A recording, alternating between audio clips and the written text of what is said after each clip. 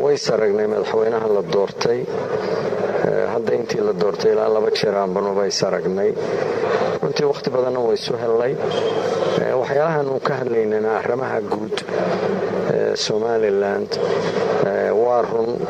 muuse xisbiga kulmiye oo ka tirsanaa ama maamulka gacanta ku hayay rag ay xisbiga wada yihiin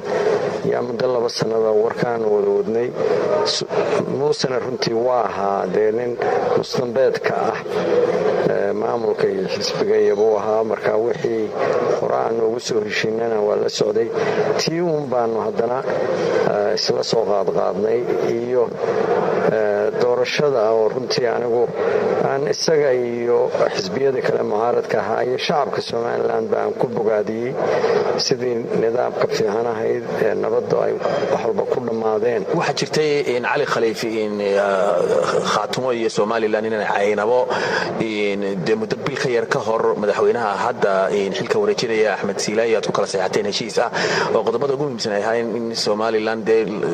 la wada leeyahay la dhiso in Somaliland ay tahay in muqaddas in midnimadeedu in ciidamada khaatumo in lagu qarameeyo ciidamada Somaliland arrimahaasi ma ka wada hadasheen seebaad soo aragtaa in Muuse Biixi arrimahaasi fulinayo Muuse Biixi iyo labada xisbi ee mucaaradka madaxdooda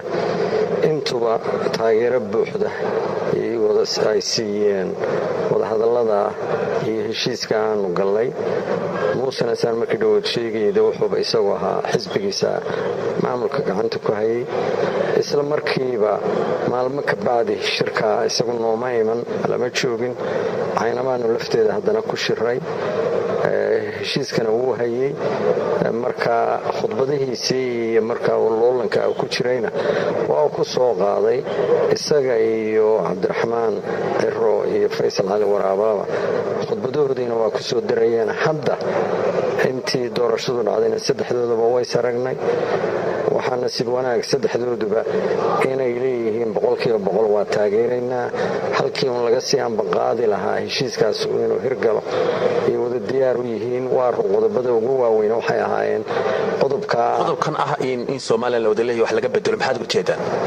waxa looga jeedaa Somaliland waa la wadaa Somaliland Protectorate laakiin Somaliland tan hadda magacan maamulka yeelatay waa jiraan dad yow ka tirtirsan iyo afraad ka tirsan laakiin anagu khaatumo haddaan waxaan u arkaynay inaan bahasha la wada lahayn inaan doorashooyinkan dhulkan intan ka dhacayay ama ha noqdeen wax aagaga aanu ka nimi ka maagay inayba isdiiwaan geliyaan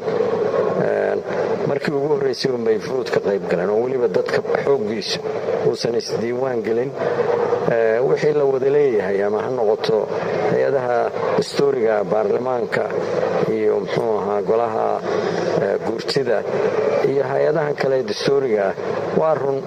meel walba afraad waa laga helayaa dhulka ka timi laakiin meel talada wax miisaaman lagu leeyahay mar walba dareenku wuxuu ahaa inaan loo wada dhammayn khaatumana way barnaamijkeeduuba ahaa in marka maxagii saami qaybsiga sheegaysaa ee ku saabsan awood oo kale miya saami qaybsiga awood qaybsiga laakiin arrimo aan annaka gaarba noo ahayn baa jira arrimo aad iyo aad annaka wax weyn noogu fadhiya oo ah Somaliland hadday tahay meel la wada leeyahay waa inay ka muuqataa dareenka aanu ka qabno habkan hadda maamulku uu ku socdo